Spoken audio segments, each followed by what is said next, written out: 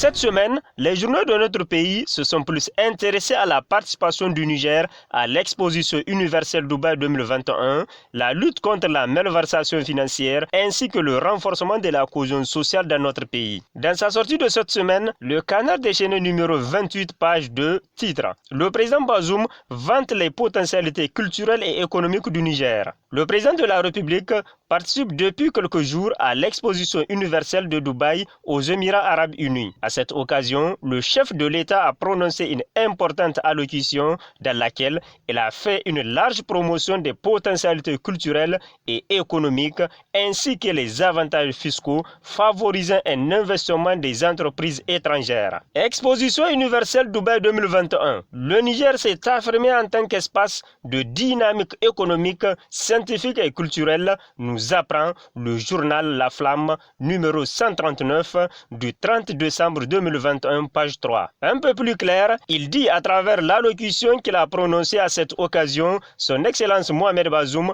a notifié que la participation du Niger à cette exposition se justifie d'abord par les thèmes, slogans et objectifs de l'exposition de cette année. La présence du Niger à cet événement s'explique également par sa conviction intime que tout développement technologique pour être harmonieux doit être fondé sur l'histoire et l'observation minutieuse de la nature. Aussi, son Excellence Mohamed Bazoum a pris part à ce grand rendez-vous de Dubaï en raison de l'énorme richesse culturelle et historique dont dispose notre pays. Par ailleurs, pays enclavé, le Niger est le pays qui se sent le plus l'importance de la mobilité pour le développement économique et l'épanouissement des peuples. Lutte contre la corruption. Pourquoi protéger des voleurs de l'État? S'interroge Le Monde d'aujourd'hui, numéro 467 du mercredi 29 décembre 2021 à sa page 3. Pour le journal, ce n'est pas évident qu'un fonctionnaire touchant 2 millions puisse réaliser des économies et demi qu'il consacrerait entièrement à la construction de son immeuble. Toujours dans cette catégorie, il y en a qui ont adopté un train de vie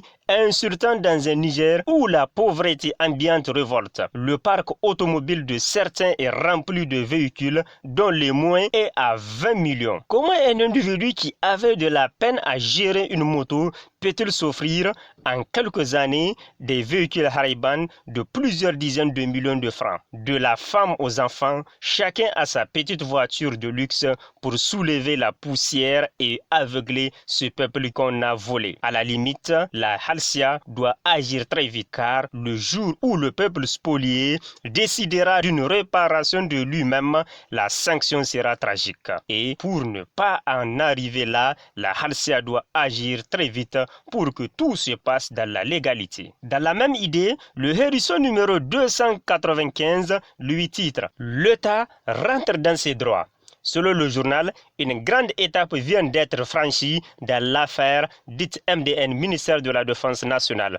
Toutefois, on est encore loin de l'épilogue, la justice n'ayant pas dit son dernier mot. La bonne nouvelle pour le hérisson, c'est que l'État a recouvré ce qui lui revient. Les différents protagonistes de l'affaire dite MDN, du moins les opérateurs économiques adjudicateurs des marchés en cause ont fini par obtempérer à la sommation de rembourser les trop perçus. Cette facilité de règlement du différend à l'amiable est conforme à la loi, d'autant même qu'elle est prévue à l'article 2 du Code de procédure pénale. Quant à l'hebdomadaire Niger Inter Hebdo, c'est l'interpellation du Premier ministre à l'Assemblée nationale qui a été son centre d'intérêt dans sa parution de ce 28 décembre 2021, page 4, en gros caractères, il titre « Quand les députés traînent la République dans la boue ». Pour Niger Inter Hebdo, le ridicule ne tue pas, a-t-on coutume de dire. Cette assertion a trouvé tout son sens la semaine dernière à l'Assemblée nationale. Des députés ont senti le besoin d'exercer leurs prérogatives légales, notamment en ce qui concerne le contrôle de l'action gouvernementale. Il s'était agi de l'interpellation du Premier ministre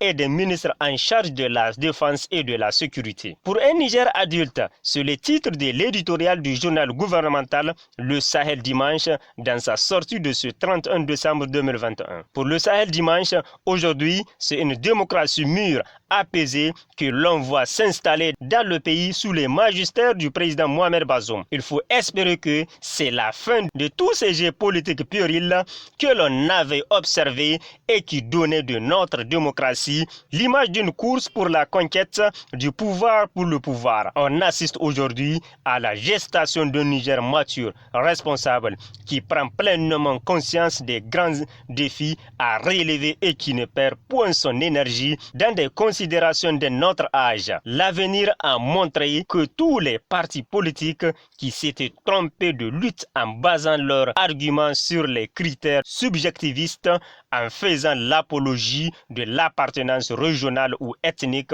ont tous, sans exception, périclité et sont dans les poubelles de l'histoire. Le reste de la cohorte suivra sans doute le même chemin. Mohamed Bazoum, l'homme de l'année 2021, tel est le titre de la sortie de ce 31 décembre 2021 de l'hebdomadaire nigérien Nia Info. Le président de la République Mohamed Bazoum est sans doute la personnalité qui a le mieux marqué pour le meilleur l'année 2021, aussi bien au Niger que dans la sous-région et dans une certaine mesure au niveau international. En effet, de son élection à la présidence de la République à aujourd'hui, il fait montre d'un leadership exceptionnel.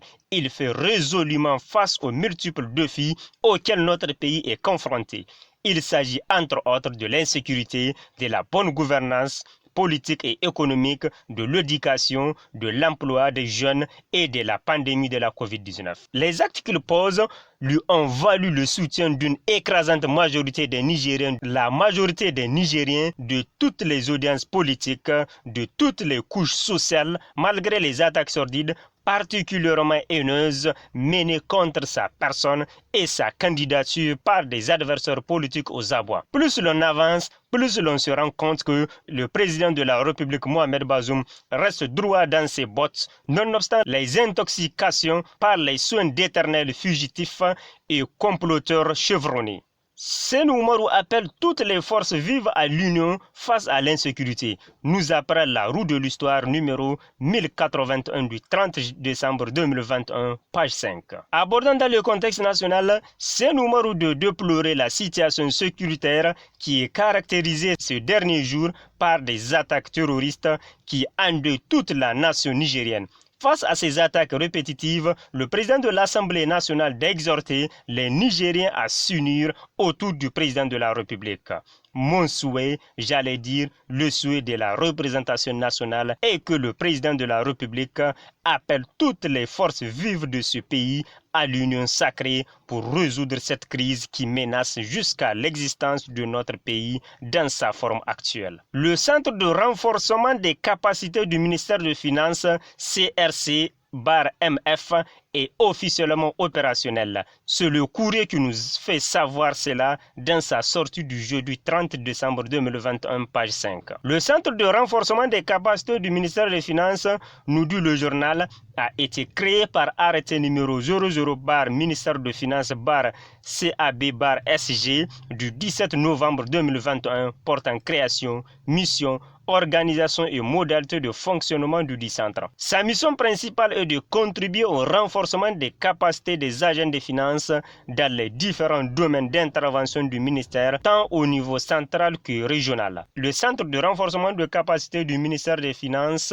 est la traduction de la volonté politique imprimée par le programme de la Renaissance Acte 3 du président de la République, chef de l'État, à travers ses axes de bonne gouvernance et consolidation des institutions républicaines. Consolidation des institutions républicaines et 3. Développement du capital humain. De la déclaration politique générale a déclaré par son mot de bienvenue le ministre des Finances, Dr Hamad Jidoud. En procédant au lancement officiel du centre, le Premier ministre Oumoudou Mamadou a indiqué qu'avec la modernisation des finances publiques et l'amélioration de la mobilisation des ressources, l'opportunité de la formation des cadre n'est plus à démontrer.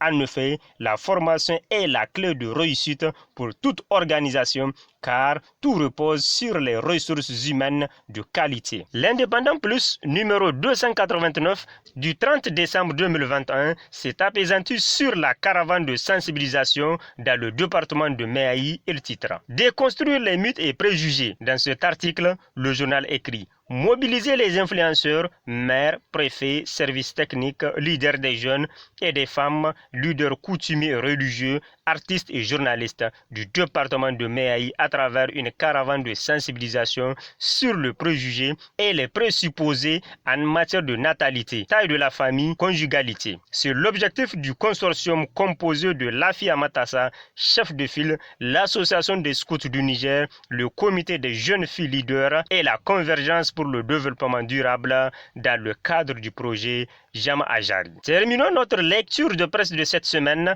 avec le Républicain dans sa parution numéro 455 du 30 décembre 2021, page 5, qui nous parle de la prolifération des vendeurs de Madara.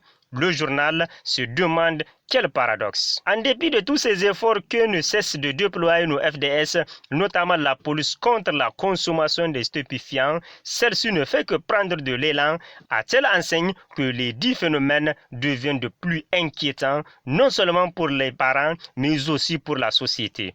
Faudrait-il souligner que c'est une alerte que nous lançons à l'endroit de nos autorités de redoubler davantage d'efforts dans le cadre de la lutte contre la consommation de ces poisons. Et c'est là parce que c'est la jeunesse qui semble être la plus frappée par ces phénomènes. Nombreux sont les jeunes garçons, pour la plupart mineurs, qui se livrent à cette pratique. Et pourquoi? Pour le Républicain, cette question doit nous conduire à trouver des pistes de solutions urgentes et adéquates car l'heure est grave. Ce qui est paradoxal est qu'au moment même où les autorités disent combattre le phénomène de la consommation de drogue, c'est à cette même occasion que prolifèrent ces vendeurs de Madara. N'est-ce pas aussi une drogue, celle-ci notamment le Madara, qui continue d'affoler les jeunes, de les détruire et même de les tuer. Surtout pour cette semaine, le rendez-vous est pris pour la semaine prochaine pour une autre lecture de nos journaux. Au revoir et à la semaine prochaine, Inch'Allah.